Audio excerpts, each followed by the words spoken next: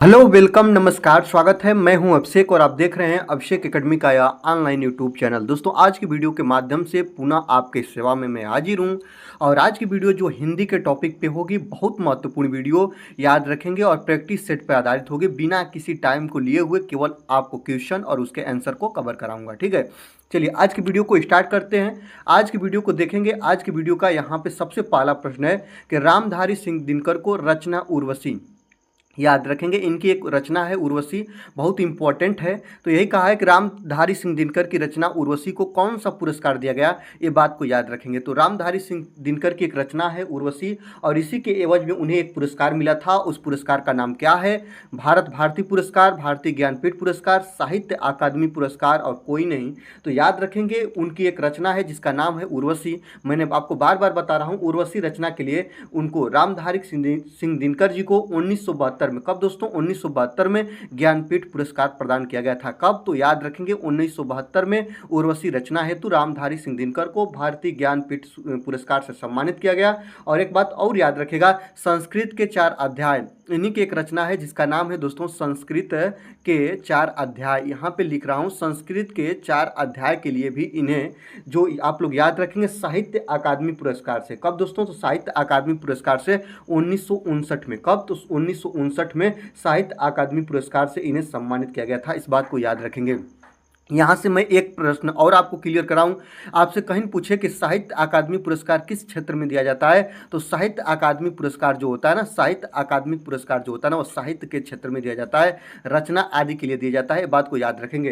प्रश्न ये बहुत बनता है कि साहित्य अकादमी पुरस्कार किस क्षेत्र में दिया जाता है, तो साहित्य के क्षेत्र में दिया जाता है। और ज्ञानपीठ पुरस्कार भी साहित्य के क्षेत्र में दिया जाता है, ये बात को याद रखेंगे। ज्ञानपीठ पुरस्कार और साहित्य अकादमी पुरस्कार दोनों साहित्य के क्षेत्र में दिया जाता है, बात को ध्यान रखिएगा। चलिए आगे देखते हैं निर्णय में कौन सा उपसर्ग है। सबसे पहले उपसर्ग के बारे में आप लोग जानते ही हैं। उपसर्ग किसी मूल शब्द के आगे लगकर उसके अर्थ को बदल देते हैं। कहाँ लगते हैं दोस्तों? उप मतलब आगे होता है, सर्ग का मतलब निर्माण करना, तो जो आगे लगकर उसके अर्थ को बदले उसी को हम लोग क्या बोलते हैं? उपसर्ग बोलते हैं। और निर्णय में कौन सा उपसर्ग होगा आपसे पूछेगा तो आपका नि, निर, ई और ती में आप लोगों को पता भी है कि जो आपका निर्णय में निर उपसर्ग होगा। ऑप्शन नंबर बी आपका बिल्कुल बिल्कुल करेक्ट आंसर हो जाएगा। आगे देखते हैं विसर्ग का प्रयोग किन शब्दों में नहीं होता है। तो याद रखेंगे विसर्ग का प्रयोग कहाँ पे नहीं होता है। आप लोगों को पता है विसर्ग का जो चिन्ह होता है वह ऐसे होता है, ये बात को याद रखेंगे। जो आप लोग ने अयोगवाह पढ़ा था तो अनुस्वार और विसर्ग को आप लोगों ने वहाँ पे पढ़ा था। ठीक है, तो विसर्ग का चिन्ह ये होता है और इसका प्रयोग कहाँ पे नहीं होता है आपको पता है? तद्भव में कि तत्सम में कि संकर में कि ये सभी में। तो आपको पता होना चाहिए कि जो विसर्ग का प्रयोग हम कहाँ पे नहीं करते हैं, तो संकर शब्दों में नहीं करते हैं। संकर शब्द वे शब्द कहलाते हैं, आप लोगों को पता होना चाहिए, जो 2 या 2 से अधिक भाषाओं से मिलकर बने होते हैं। और यहाँ पे हम लोग विसर्ग का प्रयोग नहीं करते हैं। ऑप्शन नंबर सी आपका बिल्कुल करेक्ट आंसर हो जाएगा। चलिए आगे देखते हैं वर्तनी की दृष्टि से शुद्ध शब्द कौन सा है। याद रखेंगे यहाँ पे शुद्ध शब्द बताना है वर्तनी की दृष्टि से। और क्या लिखा है दोस्तों? बुद्धिजीवी। याद रखें, आपको पता होना चाहिए, आप लोग बार बार लिखते हैं, जो आपका बुद्धिजीवी होता है ना वह इस तरह लिखा जाता है। याद रखेंगे बुद्धि, आप लोग ध्यान रखेंगे, बुद्धिजीवी, जो बुद्धिजीवी शब्द है ना, याद रखेंगे जो बुद्धिजीवी शब्द है ना वह इसी क्रम में लिखा जाता है। और इस क्रम में आपका कौन सा सही है? तो ऑप्शन नंबर ए ही सही है। ये बात को याद रखेंगे, बुद्धिजीवी जो इस क्रम में लिखा जाता है। याद रखेंगे उज्ज्वल, बहुत ज़्यादा पूछता उज्ज्वला, आप लोग ऐसे ध्यान रखिएगा, जो उज्ज्वला होता है वो इस क्रम में लिखा जाता है, इसको आप लोग ध्यान रखिएगा।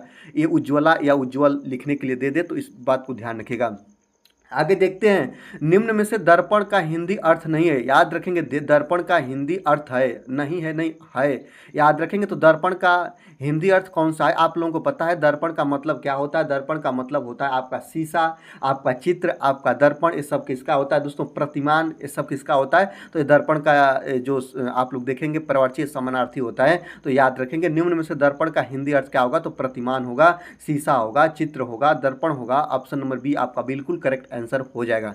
आगे देखते हैं गुरुजी वृंदावन से आ गए वाक्य में कौन सा शब्द या कारक है। आप लोगों को पता भी है कारक कितने प्रकार के होते हैं, तो 8 प्रकार के होते हैं, बात को ध्यान रखिएगा। और आप लोगों को पता है कि कर्ता ने कर्म को करण से के द्वारा, यहाँ पे से आया है दोस्तों, याद रखेंगे। और से 2 ही जगह आते हैं कारक में, एक होता है आप लोगों को पता होना चाहिए, एक होता है आपका करण कारक, करण कारक में आता है, और एक आता है आपका आपादान कारक में। आपादान कारक में क्या होता है? अलग होने के भाव में आता है आपादान कारक में। तो ऑप्शन में आपका आपादान कारक दिया नहीं, तो इसको आप लोग मानेंगे नहीं। और आपको पता है कि कर्ता ने कर्म को करण से के द्वारा, करण से के द्वारा, तो याद रखेंगे देखिए जो से है ना, आप लोगों को पता है किस में आता है, करण कारक में आता है। ऑप्शन नंबर बी आपका बिल्कुल करेक्ट आंसर हो जाएगा। आगे देखते हैं तरणी, और तरणी शब्द का सही अर्थ क्या होगा, आप लोगों को पता भी है। जो ए तरणी होती है ना, जो आप लोग ध्यान देखें, बड़ी ई और छोटी ई का इसमें डिफरेंस करके और पूछा जाता है। तो जो ए आपका तरणी होती है, इस तरणी का मतलब होता है क्या, तो इस तरणी का मतलब होता है नाव, और इस तरणी का बात रखिएगा तो क्या होता है दोस्तों, तो सूर्य होता है। याद रखेंगे नाव और सूर्य, जो ऑप्शन नंबर ए है बिल्कुल सही आंसर हो जाएगा। आगे देखते हैं पुराण शब्द में इक प्रत्यय लगाने पर कौन सा शब्द बनता है। आप लोगों को पता है कि प्रत्यय जो लगते हैं वह कहाँ पे लगते हैं, मूल शब्द के बाद में लगते हैं। कहाँ पे लगते हैं दोस्तों, बाद में या अंत में लगते हैं। तो पुराण में इक शब्द जोड़िएगा, यहाँ पे देखेंगे दोस्तों ये पुराण शब्द हुआ, और इसमें आप लोग इक शब्द जोड़ दीजिएगा तो ये क्या बनेगा, आप लोगों को पता होना चाहिए, ये बनेगा पौराणिक। क्या बनेगा दोस्तों, तो याद रखेंगे ये बनेगा आपका पौराणिक। और ऑप्शन नंबर कौन आपका सही होगा, ऑप्शन नंबर कौन सही होगा, आप लोग ध्यान रखेंगे, ये नहीं होगा, ये नहीं होगा, ये नहीं होगा, पौराणिक, यहाँ पे पौराणिक होगा। ऑप्शन नंबर सी आपका बिल्कुल करेक्ट आंसर हो जाएगा। आगे देखते हैं दशमुख और दशानन में कौन सा समास है। आपको पता भी है समास कितने प्रकार के होते हैं, मूल रूप से समास जो होते हैं 6 प्रकार के होते हैं। अव्ययी भाव समास में आपका प्रत्यय का प्रयोग किया जाता है, अव्ययी भाव समास है नहीं। आपका कर्मधारय समास में विशेषता पाई जाती है, तो इसमें तो ये विशेषता जैसी बात तो है नहीं दोस्तों। आप लोग बताएंगे, इसमें आप लोग देखेंगे संख्यावाची में आपका द्विगु समास होता है, द्वंद्व समास में दोनों पद प्रधान होते हैं, बीच में योजक चिन्ह लगता है। और आगे हम जब बढ़ेंगे तो एक समास आपका आता है बहुब्रीहि समास। क्या होता है दोस्तों, बहुब्रीहि समास। और बहुब्रीहि समास में तीसरा अर्थ प्रधान होता है दशमुख। दशमुख अर्थात किसकी बात कर रहा है दोस्तों, रावण की। दशानन की बात भी बोले तो दोस्तों कौन की बात कर रहा है, तो रावण की बात कर रहा है। तो इसमें कौन सा समास होगा, आपको पता है बहुब्रीहि समास होगा। ऑप्शन नंबर ए आपका बिल्कुल करेक्ट आंसर हो जाएगा। आगे देखते हैं छलिया में प्रत्यय क्या होगा। आपको पता है प्रत्यय बाद में लगते हैं, तो छलिया में कौन सा प्रत्यय होगा, आपको ध्यान रखना होगा। छलिया में आपका छल धन ईया में टूटेगा, और इसमें जो प्रत्यय होगा वह ईया होगा। अगर इसको छलिया को तोड़िएगा तो ये टूटेगा छल धन के ईया में, और ईया जो होते हैं वो बाद में लगते हैं, प्रत्यय जो लगते हैं बाद में लगते हैं। ऑप्शन नंबर सी आपका बिल्कुल करेक्ट आंसर हो जाएगा। आगे देखते हैं वह कौन सा व्यक्ति है जिसने महात्मा गांधी जी का नाम न सुना हो। वाक्य है, आप लोग बताइएगा इसमें यह कौन सा वाक्य है, तो आपको बताना है यह संयुक्त वाक्य है कि मिश्र वाक्य है कि आपका सरल वाक्य। सरल वाक्य होगा नहीं, इनमें से कोई होगा नहीं, इस बात को याद रखिएगा। तो आप ध्यान रखेंगे वह कौन सा व्यक्ति है, वह कौन सा व्यक्ति है जिसने महात्मा गांधी जी का नाम न सुना हो। याद रखेंगे यह जो है दोस्तों, याद रखेंगे संयुक्त वाक्य नहीं है, और का प्रयोग हो या जोड़ने जैसी बात को बोले तो वो वहाँ पे होता है संयुक्त वाक्य, यह मिश्र वाक्य होगा दोस्तों। याद रखते हैं क्यों मिश्र वाक्य मैं कह दूं, वह कौन सा व्यक्ति, मतलब इसमें प्रश्नवाचक का भी प्रयोग है और इसमें सरल वाक्य का भी प्रयोग है, इसलिए ऑप्शन नंबर बी आप सही हो जाएगा। ये मिश्र वाक्य है, ऑप्शन नंबर बी आपका सही हो जाएगा। जहाँ पे लंबा वाक्य बोले ना दोस्तों वह मिश्र वाक्य होगा, जहाँ पे छोटा और उसमें जोड़ने जैसी बातें बोले ना वहाँ पे संयुक्त वाक्य होगा। सरल वाक्य जो होगा ना एक ही भाव को बस प्रकट करे, वही दोस्तों सरल भाव होगा। कौन व्यक्ति है ऐसे बोल देगा, राम जाता है ऐसे बोल देगा, तो इसमें सरल वाक्य के भाव निकल कर आएंगे। ठीक है, आगे देखते हैं व्याकरण भाषा के क्या बताता है। नियम काम ए और बी दोनों, इनमें से कोई नहीं, एक बिल्कुल नहीं है। जब ये नहीं है तो काम नहीं होगा। याद रखेंगे व्याकरण जो होता है वह भाषा के नियम को बताता है। ऑप्शन नंबर ए आपका बिल्कुल सही आंसर हो जाएगा। आगे देखिएगा है कि पुष्प और अमूल्य में कौन सा शब्द है। आपको बता दूं दोस्तों, याद रखेंगे देशज विदेशज तो होगा नहीं, तद्भव होगा नहीं, इसमें है तत्सम। ऑप्शन नंबर आपका सही हो जाएगा। कैसे पहचानते हैं, जब कोई भी शब्द आपको लिखा हुआ मिले और शब्द में ज़्यादातर, ट्रिक के माध्यम से बता दूं दोस्तों, ज़्यादातर जगहों पे अगर शब्द में आधा वर्ण का प्रयोग हो, याद रखेंगे आधा वर्ण, जैसे यहाँ पे पुष्प में आधा स लगा है, अमूल्य में आधा ल लगा है, तो इसमें याद रखेंगे जहाँ कहीं भी किसी वर्ण का आधा लगा हुआ मिले तो याद रखेंगे वहाँ पे तत्सम शब्द गिने जाते हैं ज़्यादातर केसों में। ऑप्शन नंबर आपका बिल्कुल सही हो जाएगा। एक ट्रिक है, जब आपको कुछ ना समझ में आए तो किसी शब्द में आधा शब्द का प्रयोग किया गया है या हलंत का प्रयोग किया गया है, आप तुरंत कहिए कि ये तत्सम है। अगर आपको ना समझ में आए तब की बात बोल रहा हूँ। चलिए आगे देखते हैं ए ओ कौन सा स्वर है। स्वर को आपको पता है ना, स्वर कितने होते हैं, 11 होते हैं। 4 आपके हर्ष स्वर होते हैं, आपको पता है हर्ष स्वर 4 होते हैं और इन्हीं को मूल स्वर का नाम दे देते हैं। और 7 स्वर जो होते हैं वह दीर्घ स्वर होते हैं। तो आप लोगों को पता है जब दीर्घ स्वर को देखेंगे तो ये दीर्घ स्वर तो है ही है, लेकिन इसमें याद रखेंगे दीर्घ स्वर की बात तो इसमें नहीं पूछा है। इसका करेक्ट आंसर जो होगा ना दोस्तों, याद रखें इनको संयुक्त स्वर बोलते हैं। दीर्घ स्वर केवल इतने ही नहीं होते हैं, ए ओ कौन सा स्वर है, तो ये संयुक्त स्वर है। इस प्रश्न पूछने का मतलब यही, ऑप्शन नंबर सी आपका बिल्कुल सही हो जाएगा। इस स्वरों के मेल से बनते हैं, इन्हें हम संयुक्त स्वर बोलते हैं। दीर्घ स्वर बोलते ही बोलते हैं, याद रखेंगे। यह जब प्रश्न बना था यूपी टेट में तो ये विवादों में था, यूपी टेट में नहीं सॉरी, एक केबीएस में प्रश्न बना था, और केबीएस में जब बना था तो विवादों में था, लेकिन आयोग ने अपने बातों पर अड़ा रहा और ऑप्शन नंबर सी को ही लास्ट में सही माना। इस बात को ध्यान रखिएगा। आगे देखते हैं किस क्रम में अ उपसर्ग नहीं है। आपको पता है यहाँ पे देखिए अनिर्वाच्य में अन हो जाएगा, अन उपसर्ग होगा, अनिद्र में भी अन होगा दोस्तों, याद रखिएगा। अनैतिक में भी अन होगा और यहाँ पे देखिएगा इसमें अ उपसर्ग होगा। ऑप्शन नंबर ए आपका बिल्कुल करेक्ट आंसर हो जाएगा। आगे देखते हैं जो संविधान के प्रतिकूल हो उसे क्या बोलते हैं। याद रखिएगा जो संविधान के प्रतिकूल और अनुकूल, अनुकूल का होगा तो बात सही रहेगा, लेकिन जो संविधान के प्रतिकूल हो ऐसा बात बोले तो उसको आप लोग याद रखेंगे असंवैधानिक बोलिएगा। वह नियम या कानून के विपरीत होता है उसे असंवैधानिक बोलते हैं। ऑप्शन नंबर बी आपका बिल्कुल सही आंसर हो जाएगा। आगे देखते हैं मंच पर अनेक विद्वानों को देखकर दर्शकों ने प्रसन्नता प्रकट की। अब विद्वानों के सामने क्या लगेगा, अभिजात लगेगा कि अज्ञात लगेगा कि आपका कुख्यात लगेगा। कुख्यात तो खराब लोगों के सामने लगेगा ना, कुख्यात तो नेगेटिव वर्ड है ना, याद रखेंगे। विद्वान है तो विख्यात हैं, याद रखेंगे। ऑप्शन नंबर ए आपका सही हो जाएगा। तो यहाँ पे विख्यात आप लिख के वाक्य को पूरा करिए। देखिए ना कि मंच पर अनेक विख्यात विद्वानों को देखकर दर्शकों ने प्रसन्नता प्रकट की। ऑप्शन नंबर ए आपका बिल्कुल सही आंसर हो जाएगा। आगे देखते हैं सभा की सत्यता और अंधेर नगरी किसकी रचना है। बहुत महत्वपूर्ण है, बताइएगा दोस्तों। सभा की सत्यता और अंधेर नगरी तो याद रखेंगे एक इनकी रचना है। आप लोगों से पूछे तो आप लोग बताइएगा प्रेमचंद्र का है कि अंगे का है कि जयशंकर प्रसाद की भारतेंदु हरिश्चंद्र का। याद रखेंगे, आपको बहुत ध्यान से देखिएगा तो आपको मिलेगा कि सभा की सत्यता और अंधेर नगरी, अंधेर नगरी इनकी बहुत प्रसिद्ध रचना है भारतेंदु हरिश्चंद्र की। ऑप्शन नंबर डी आपका बिल्कुल सही आंसर हो जाएगा। गोदान और गबन किसकी है तो प्रेमचंद्र की। जयशंकर प्रसाद की आंसू झरना लहर स्कंद गुप्त चंद्रगुप्त किनकी है तो जयशंकर प्रसाद की। इसको आप बहुत ध्यान से रखिएगा याद, ठीक है। आगे देखते हैं आदिकाल का अधिकतम साहित्य किस प्रांत से प्राप्त हुआ है तो याद रखेंगे आपसे कहीं भी अगर पूछे तो आदिकाल का जो अधिकतम साहित्य कहाँ से प्राप्त हुआ दोस्तों तो याद रखेंगे ये आपके राजस्थान से हुआ है। कहाँ से दोस्तों, राजस्थान से। आदिकाल का अधिकतम साहित्य राजस्थान से मिलता है। ऑप्शन नंबर डी आपका सही हो जाएगा, राजस्थान से प्राप्त हुआ है। आगे देखते हैं जितेंद्री में कौन सा समास है। याद रखेंगे जो जितेंद्री है, जैसे अभी मैंने आपको दशानन बता दिया, अभी आपको लंबोदर बता दिया, ऐसे शब्द आ जाएं जहाँ पे कोई तीसरा अर्थ प्रधान हो। यहाँ पे आपको बता दूं दोस्तों, याद रखिएगा द्वंद्व समास में दोनों पद प्रधान होते हैं, बीच में योजक चिन्ह माता पिता भाई बहन रात दिन में होता है। तत्पुरुष समास में होगा नहीं, तत्पुरुष समास में विभक्ति का लोप होता है, वहाँ पे तत्पुरुष समास होता है। कर्मधारय समास में विशेषताएं बताई जाती है, विशेष और विशेषताओं में इसको तोड़ा जाता है। जैसे कि आपका नील कमल हो गया, यहाँ पे कर्मधारय समास हो गया, ठीक ना। नील गाय हो गई, ये भी कर्मधारय समास हो गया, ये गाय की विशेषता बताता है। लेकिन आपको बता दूं बहुब्रीहि समास ऐसे समास कहलाते हैं जिसमें तीसरा पद प्रधान हो। जितेंद्री अर्थात जो जीत ले इंद्रियों को, अर्थात कौन है दोस्तों, ऋषि है या भिक्षुक है। आप लोग ये बात को याद रखेंगे। और यहाँ पे कौन सा समास होगा, जितेंद्री में आपका बहुब्रीहि समास होगा। ऑप्शन नंबर बी आपका बिल्कुल सही आंसर हो जाएगा। इसको जब तोड़िएगा देखिएगा, समास को कहीं पूछे ना आप उसका विग्रह करिएगा, समास विग्रह करिएगा। तो जितेंद्री जीत ले इंद्रियों को अर्थात कौन है दोस्तों तो वह ऋषि है या भिक्षुक है, याद रखेंगे।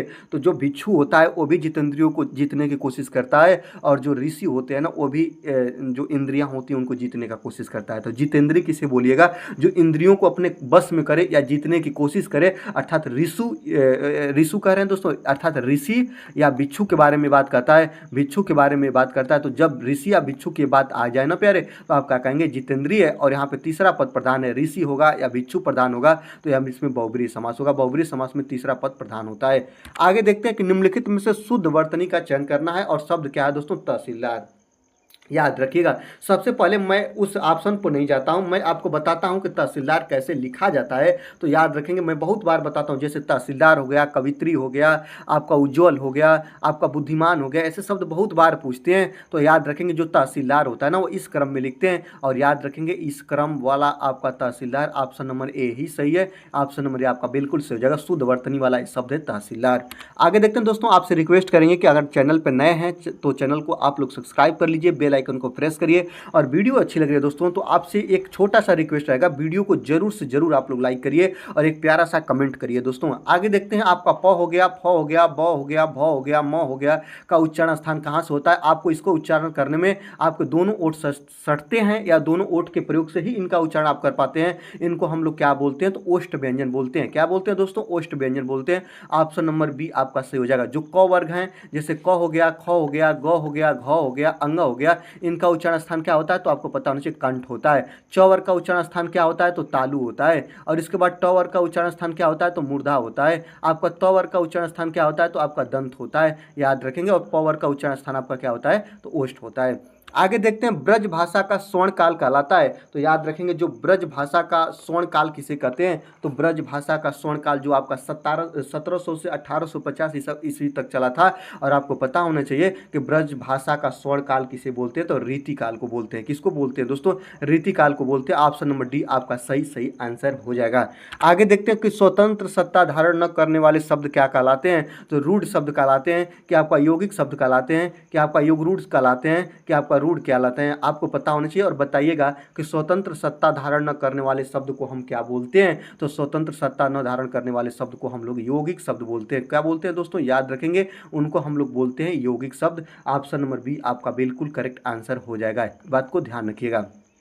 आगे देखते हैं शिव का अर्थ है, शिव का क्या अर्थ है दोस्तों, याद रखेंगे। शिव का अर्थ कलानाथ होता है, कि रत्नाकर होता है, कि दिनेश होता है, कि मदनारी होता है, याद रखेंगे। शिव का अर्थ आपका मदनारी होता है। ऑप्शन नंबर डी आपका बिल्कुल करेक्ट होगा। आगे देखते हैं बुद्धिमान में प्रत्यय कौन होगा, याद रखेंगे। बुद्धि धन मान में टूटता है, आपको पता भी होना चाहिए। एक इसमें टूटेगा दोस्तों, बुद्धि धन के मान में टूटेगा। और प्रत्यय जो होते हैं ना मूल शब्द के बाद में लगते हैं, और बाद में क्या लगा दोस्तों, मान लगा। और ऑप्शन नंबर सी आपका बिल्कुल करेक्ट आंसर हो जाएगा। आगे देखते हैं प्रतिक्षण में उपसर्ग क्या होगा, याद रखेंगे। प्रतिधन क्षण में टूटेगा, प्रतिधन के क्षण में टूटेगा। और जो आगे लगते हैं उपसर्ग में क्या लगता है, मूल शब्द के आगे शब्द को हम लोग क्या बोलते हैं, उपसर्ग बोलते हैं।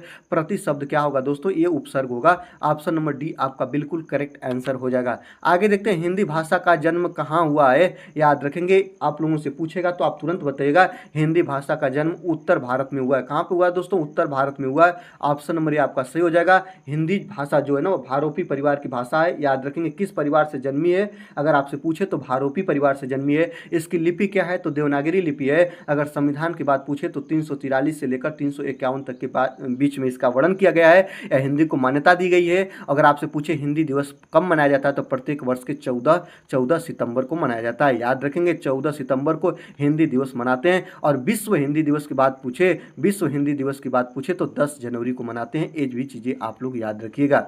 चलिए आगे देखते हैं त ध्वनि का सही उच्चारण स्थान क्या होता है। आपको पता है कि मैं तो आपको बार बार बता रहा हूं, जो क वर्ग है उसका कंठ है, जो च वर्ग है उनका तालु है, जो ट वर्ग है उनका दंत है, मूर्धा है। और इसके बाद जो आपका त वर्ग है उनका दंत है, और जो प वर्ग है उनका ओष्ठ है। ये बातों को याद रखिएगा। ऑप्शन नंबर ए आपका बिल्कुल सही आंसर हो जाएगा।